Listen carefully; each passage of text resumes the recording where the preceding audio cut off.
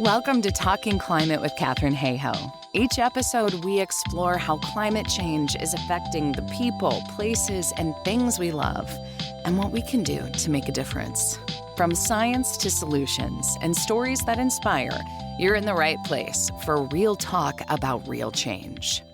Last week, I talked about how sheep raised on pastures with solar panels actually grew higher quality wool. It turns out that grapes grown alongside solar panels also see yields up to 60% higher, according to two pilot programs launched by French agrivoltaics company Sunagri in Domaine des Nidolaires in the Pyrénées-Orientales last year.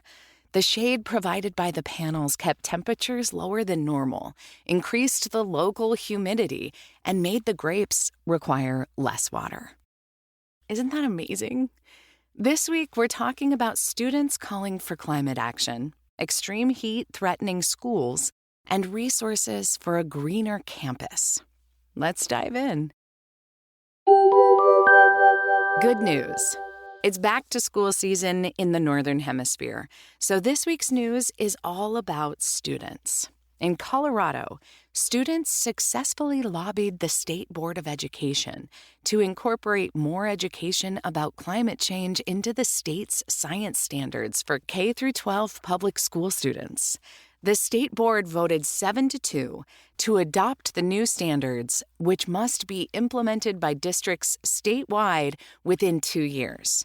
This effort was spearheaded by Aisha O'Neill, a CU Boulder student who founded the Good Trouble Climate Network, which aims to unite sustainability clubs throughout Colorado. The network currently includes 15 clubs and 10 organizations. Colorado isn't the only place in the United States where student activism is leading the way on climate. In Oregon, a student at Caldera High School in Bend, named Michaela May, lobbied legislators to pass House Bill 3365, which requires schools in the state to include an interdisciplinary approach to sustainability and climate change across all subjects. The Oregon governor signed the bill into law this past June. Michaela said, "Climate action requires communities to come forward and fight together. So the more people we can get involved, the better. It's definitely helped with my anxieties about climate change." Not so good news. I've shared before how extreme heat and wild weather are upending how children attend school around the globe. A massive heat wave in Asia last May led to 47,000 schools across the Philippines being closed, while flooding in Nepal last fall closed schools there as well. A UNESCO report last year found that extreme heat alone could cause children to miss out on as much as 1.5 years of school over the course of their childhoods. Children are physically more vulnerable to extreme heat than adults, and exposure to extreme heat can impact school performance too.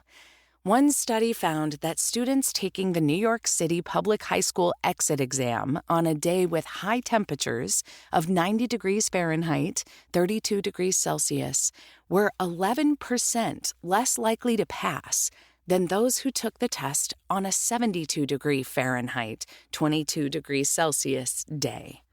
In the United States, some 36,000 public schools do not have AC systems that can keep up with cooling in today's extreme heat. In the UK, where many schools lack air conditioning, a climate nonprofit placed sensors in classrooms across the United Kingdom and found that indoor temperatures during heat waves registered as high as 36 degrees Celsius, 97 degrees Fahrenheit. To keep classrooms cool, governments around the world are investing millions into painting school roofs white, installing air conditioning, and planting trees on campuses. According to UNESCO, over 80,000 schools in 87 countries have pledged to enact climate-friendly adaptations. Audrey Azoulay, Director General of UNESCO, says, exposure to heat has significant detrimental effects on children's educational outcomes. What you can do.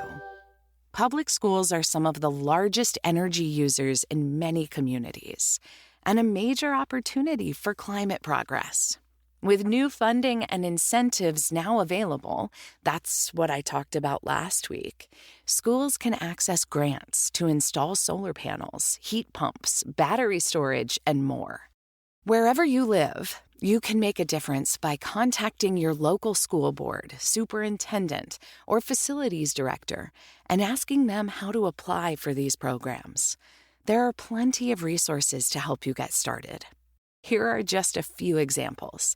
In the U.S., you can get involved with Generation 180's campaigns, Solar for All Schools, and Electrify Our School Buses that have resources based on your state. There's also the National U.S. Green Schools Network. In the UK, the Let's Go Zero campaign and Salix Finance grants support decarbonizing the public sector, while the Green Schools Project has lots more school-specific info.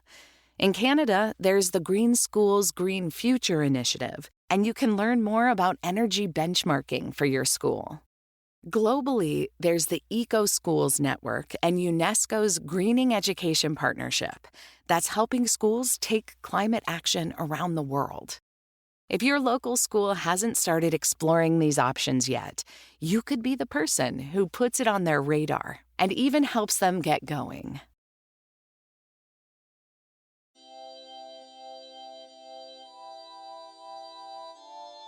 Thanks for listening to Talking Climate, narrated by Ann Cloud. For more resources, links, and actions you can take, check out the full newsletter at www.talkingclimate.ca. Thanks for being part of the conversation. Now go out and have one of your own.